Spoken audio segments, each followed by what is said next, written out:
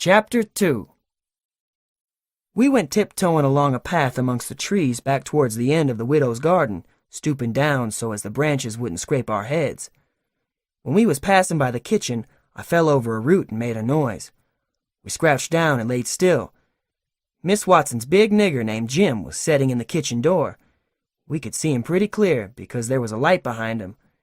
He got up and stretched his neck out about a minute listening. Then he says, "Who there?" He listened some more. Then he come tiptoeing down and stood right between us. We could have touched him nearly.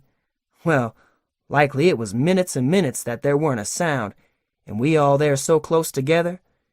There was a place on my ankle that got to itching, but I dasn't scratch it. And then my ear begun to itch, and next my back right between my shoulders. Seemed like I'd die if I couldn't scratch. Well, I've noticed that thing plenty times since. If you are with the quality, or at a funeral, or trying to go to sleep when you ain't sleepy, if you are anywheres where it won't do for you to scratch, why you will itch all over and upwards of 1,000 places. Pretty soon Jim says, "Say, who is you? Where is you? Dog my cats if I didn't hear something. Well, I know what I's gwine to do. I's gwine to set down here and listen till I hears it again." So he sat down on the ground betwixt me and Tom. He leaned his back up against a tree and stretched his legs out till one of them most touched one of mine. My nose begun to itch. It itched till the tears come into my eyes, but I dasn't scratch. Then it begun to itch on the inside. Next I got to itching underneath. I didn't know how I was going to set still. This miserableness went on as much as 6 or 7 minutes, but it seemed a sight longer than that. I was itching in 11 different places now. I reckon I couldn't stand it more than a minute longer, but I set my teeth hard and got ready to try. Just then, Jim begun to breathe heavy. Next he begun to snore, and then I was pretty soon comfortable again. Tom, he made a sign to me, kind of a little noise with his mouth, and we went creeping away on our hands and knees. When we was 10 foot off, Tom whispered to me and wanted to tie Jim to the tree for fun, but I said no. He might wake and make a disturbance, and then they'd find out I weren't in. Then Tom said he hadn't got candles enough, and he would slip in the kitchen and get some more. I didn't want him to try. I said Jim might wake up and come, but Tom wanted to risk it. So we slid in there and got 3 candles, and Tom laid 5 cents on the table for pay. Then we got out, and I was in a sweat to get away, but nothing would do Tom but he must crawl to where Jim was on his hands and knees and play something on him. I waited, and it seemed a good while, everything was so still and lonesome. As soon as Tom was back, we cut along the path around the garden fence, and by fetched up on the steep top of the hill, the other side of the house. Tom said he slipped Jim's hat off of his head and hung it on a limb right over him, and Jim stirred a little, but he didn't wake. Afterwards, Jim said the witches bewitched him and put him in a trance, and rode him all over the state, and then set him under the trees again, and hung his hat on a limb to show who done it. And next time Jim told it, he said they rode him down to New Orleans, and after that, every time he told it, he spread it more and more, till by and by he said they rode him all over the world, and tired him most to death, and his back was all over saddle boils. Jim was monstrous proud about it, and he got so he wouldn't hardly notice the other niggers. Niggers would come miles to hear Jim tell about it, and he was more looked up to than any nigger in that country. Strange niggers would stand with their mouths open and look him all over, same as if he was a wonder. Niggers is always talking about witches in the dark by the kitchen fire, but whenever one was talking and letting on to know all about such things, Jim would happen in and say, "What you know about witches?" And that nigger was corked up and had to take a back seat. Jim always kept that 5-center piece round his neck with a string, and said it was a charm the devil give to him with his own hands, and told him he could cure anybody with it, and fetch witches whenever he wanted to, just by saying something to it, but he never told what it was he said to it. Niggers would come from all around there and give Jim anything they had, just for a sight of that 5-center piece, but they wouldn't touch it, because the devil had had his hands on it. Jim was most ruined for a servant, because he got stuck up on account of having seen the devil and been rode by witches.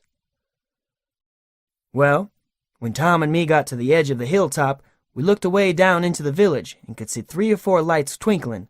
where there was sick folks, maybe, and the stars over us was sparkling ever so fine, and down by the village was the river, a whole mile broad, and awful still and grand. We went down the hill and found Joe Harper and Ben Rogers and 2 or 3 more of the boys hid in the old tan yard. So we unhitched a skiff and pulled down the river 2.5 miles to the big scar on the hillside and went ashore. We went to a clump of bushes, and Tom made everybody swear to keep the secret, and then showed them a hole in the hill right in the thickest part of the bushes. Then we lit the candles and crawled in on our hands and knees. We went about 200 yards, and then the cave opened up. Tom poked about amongst the passages, and pretty soon ducked under a wall where you wouldn't have noticed that there was a hole. We went along a narrow place, and got into a kind of room, all damp and sweaty and cold, and there we stopped. Tom says, "Now, we'll start this band of robbers and call it Tom Sawyer's Gang. Everybody that wants to join has got to take an oath and write his name in blood."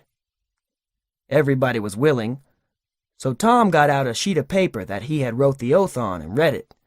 It swore every boy to stick to the band and never tell any of the secrets, and if anybody done anything to any boy in the band, whichever boy was ordered to kill that person and his family must do it, and he mustn't eat and he mustn't sleep till he had killed them and hacked a cross in their breasts, which was the sign of the band. And nobody that didn't belong to the band could use that mark, and if he did, he must be sued, and if he done it again, he must be killed. And if anybody that belonged to the band told the secrets, he must have his throat cut, and then have his carcass burnt up and the ashes scattered all around, and his name blotted off of the list with blood, and never mentioned again by the gang, but have a curse put on it, and be forgot forever. Everybody said it was a real beautiful oath, and asked Tom if he got it out of his own head. He said some of it, but the rest was out of pirate books and robber books, and every gang that was high-toned had it. Some thought it would be good to kill the families of boys that told the secrets. Tom said it was a good idea, so he took a pencil and wrote it in. Then Ben Rogers says, "Here's Huck Finn. He ain't got no family. What you going to do about him?" "Well, hain't he got a father?" says Tom Sawyer. "Yes, he's got a father, but you can't never find him these days. He used to lay drunk with the hogs in the tan yard, but he ain't been seen in these parts for a year or more." They talked it over, and they was going to rule me out, because they said every boy must have a family or somebody to kill, or else it wouldn't be fair and square for the others. Well, nobody could think of anything to do. Everybody was stumped and set still. I was most ready to cry, but all at once I thought of a way, and so I offered them Miss Watson. They could kill her. Everybody said, "Oh, she'll do, that's all right. Huck can come in." Then they all stuck a pin in their fingers to get the blood to sign with, and I made my mark on the paper. "Now," says Ben Rogers, "what's the line of business of this gang?" "Nothing, only robbery and murder," Tom said.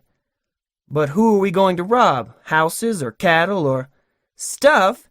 Stealing cattle and such things ain't robbery, it's burglary," says Tom Sawyer. "We ain't burglars. That ain't no sort of style. We are highwaymen.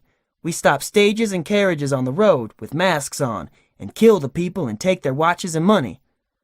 "Must we always kill the people?" "Oh, certainly. It's best.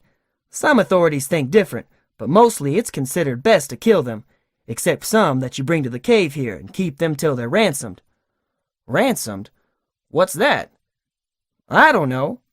But that's what they do. I've seen it in books, and so of course that's what we've got to do." "But how can we do it if we don't know what it is?" "Why, blame it all, we've got to do it. Don't I tell you it's in the books? Do you want to go to doing different from what's in the books and get things all muddled up?" "Oh, that's very fine to say, Tom Sawyer. But how in the nation are these fellows going to be ransomed if we don't know how to do it to them? That's the thing I want to get at. Now, what do you reckon it is?" "Well, I don't know, but perhaps if we keep them till they're ransomed, it means that we keep them till they're dead." "Now, that's something like. That'll answer. Why couldn't you said that before? We'll keep them till they're ransomed to death, and a bothersome lot they'll be, too, eating up everything and always trying to get loose." "How you talk, Ben Rogers? How can they get loose when there's a guard over them, ready to shoot them down if they move a peg. A guard? Well, that is good.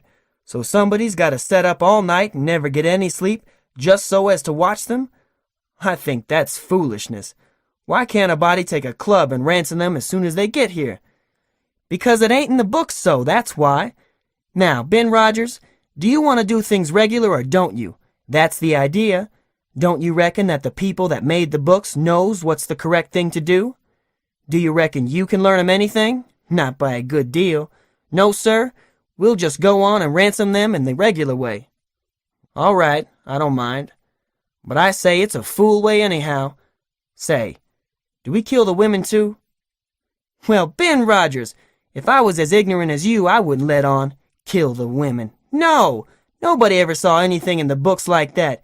You fetch them to the cave, and you're always as polite as pie to them, and by they fall in love with you, and never want to go home any more. Well, if that's the way, I'm agreed. But I don't take no stock in it. Mighty soon we'll have the cave so cluttered up with women and fellows waiting to be ransomed that there won't be no place for the robbers. But go ahead, I ain't got nothing to say. Little Tommy Barnes was asleep now, and when they waked him up he was scared and cried and said he wanted to go home to his ma and didn't want to be a robber anymore.